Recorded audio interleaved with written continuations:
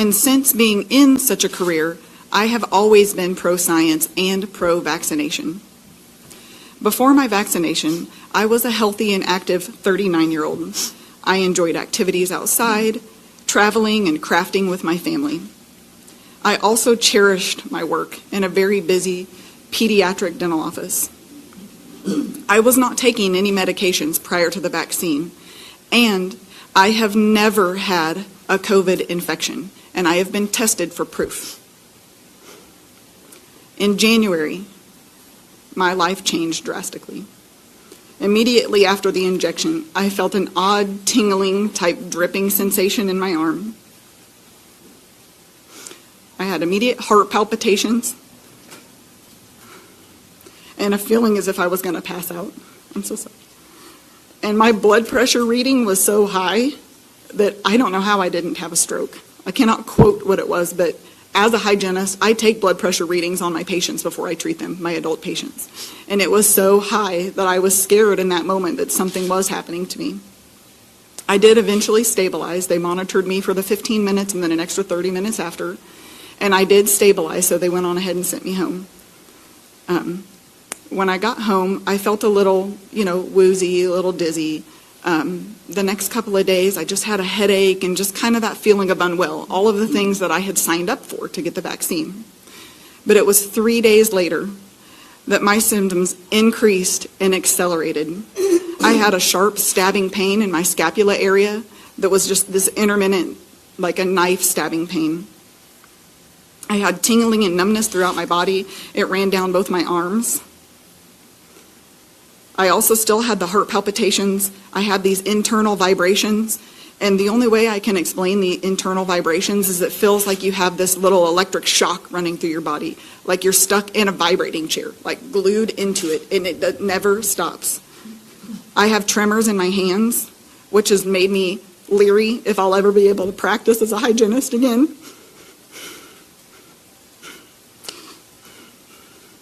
And like Cheryl, I am so fearful that I may have some sort of neurological issue after this with Parkinson's. They have ruled out MS, but again, they have not told me that I have anything. They can tell me what I don't have. I have swollen lymph nodes, brain fog. I had brain fog so extreme that I would be having a conversation with someone and I would black out. Try to come back to that conversation and nothing was there. Swollen lymph nodes, muscle weakness, unexplained skin rashes. I had convulsions and nighttime seizures. I had to have my 6-year-old daughter wake me up from a fit in the middle of the night. No 6-year-old should have to do that for their parent. I have also experienced thick, clotting, heavy menstrual cycles. I was so afraid that I literally, and I have it with me, I prepared my will and my obituary for my family because I didn't think that I would wake up to the next day. I have reported my symptoms to VSafe, VAERS, CDC, FDA, Pfizer. I have also sent information to 2 very well-known research institutes, and I have also reached out to prestigious universities. I've been dealing with this for 5 months. These past 5 months, my severe neurological reactions continue to plague me. Every day feels like I'm trapped in the movie Groundhog Day. I go to sleep praying, thinking I'm going to wake up the next morning and be better. And I'm not. I've had multiple tests, more than any person should have to go through this time in their life. I have had x-rays, blood work, MRIs, CT scans, ultrasounds, EEGs, and more. To date, the medical community has still remained baffled and unable to restore my health. I'm scared and frightened for my future. So I do have hope, and this is why I'm here today, speaking out. This is not an easy thing to do, guys. But I hope that our conditions will be researched and studied. I hope that we can find a solution and a pathway to health. That's all we want. I would give anything. I would give my whole life savings if I could go back to January 17th and never to have had to experience this in my life. And 3, that those that are suffering and that those that will come behind us, because the vaccine is still rolling out, that they will benefit from us coming forward and speaking today. We have suffered long enough. I think that we do deserve this time that you've given us today, and we are so gracious that you've taken your time to be here today. But we do deserve to be seen, which you are seeing us today, and heard, you're listening, but we need to be believed. That is the biggest issue. We just want you guys to believe that this is real. We are real Americans. We are real people experiencing these side effects. So I thank you for doing just that today. Real close, Stephanie, so we can hear you. All right. So first, thank you, Senator Johnson, for the opportunity to share Maddie's story, and to all of you for your willingness to listen. This isn't easy for me, and this has been very clearly emotional. So I'm going to read what I've written so I don't lose track. My name is Stephanie, and this is my daughter, Maddie, and we live in Ohio. On January 20th, Maddie received her second dose of the Pfizer COVID vaccine as a participant in the clinical trial for 12 to 15-year-olds. All 3 of our kids volunteered and were excited to participate in the trial as a way to help us all return to normal life.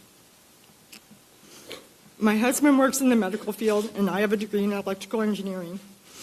We are pro-vaccine and pro-science, which is why we agreed to let Maddie and her 2 older brothers volunteer for the trial. Before Maddie got her final dose of the vaccine, she was a healthy 12-year-old who got straight A's and had lots of friends. She had a life. She was energetic. She was not like this. Although she does still have lots of friends. Upon receiving the second shot, Maddie immediately felt pain at the injection site. And over the next 24 hours, she developed severe abdominal and chest pain. And the way she described the chest pain, and I quote, "It feels like my heart is being ripped out through my neck." She had painful electrical shocks down her neck and spine that forced her to walk hunched over. She had extreme pain in her fingers and toes. It actually made them turn white, and they were cold whenever you touched them. She had edema. So my husband immediately took her to the ER as instructed by the vaccine trial nurse administrator, which is what we were instructed to do. Her blood was taken for a renal profile and tested. She was checked for appendicitis, which she did not have, and given an IV with some medicine, then sent home. However, in the discharge papers from the Children's Hospital ER that she went to, the diagnosis stated adverse effect of vaccine initial encounter. This would be the only time that that was written in her medical charts, but it's in there. Over the next 2.5 months, her abdominal, muscle, and nerve pain became unbearable. She had developed additional symptoms that included gastroparesis, nausea and vomiting, erratic blood pressure and heart rate, memory loss. She mixes up words, brain fog, headaches, dizziness, fainting. She fell and hit her head, and then seizures. She developed verbal and motor tics. She had loss of feeling from the waist down and muscle weakness. Drastic changes in her vision, urinary retention and loss of bladder control, severely irregular and heavy menstrual cycles, and eventually she had to have an NG tube put in to get nutrition. All of these symptoms are still here today. Some days are worse than others. Our greatest challenge came when her doctors began to consider an alternative diagnosis. Well, she really didn't have one before, so it was the first one. So, like everybody else, she had lots of tests, but not nearly as many tests as everybody else, and she's a child. Why didn't they do this? All those tests on her.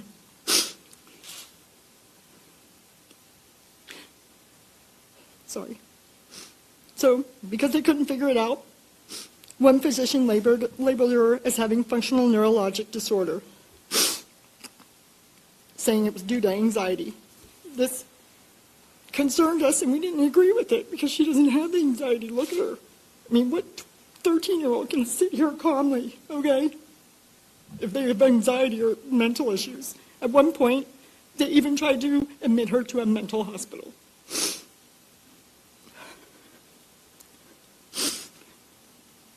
So we did seek additional medical opinions, some of which came from this group.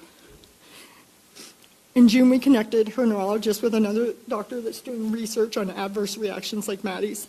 She was finally provided, but they finally gave her an MRI, did an MRI of her brain, an MRV, and a bunch of additional blood tests. It took 5 months to get that done. Over the past 5 months, Maddie has been to the ER 9 times and has been hospitalized 3 times for a total of 2 months in the hospital. What I want to ask, Maddie volunteered for the Pfizer trial. Why? Why aren't they researching her to figure out why this happened? So other people don't have to go through this. Instead, they're just saying it's mental. If anybody's mental, it's me. So today our journey as parents to help our daughter Maddie continues. All we want is for Maddie to be seen, heard, and believed, because she has not been. And we want her to get the care she desperately needs so that she can go back to normal. Why is she not back to normal? She was totally fine before this. She did the right thing trying to help everybody else, and they're not helping her. Thanks.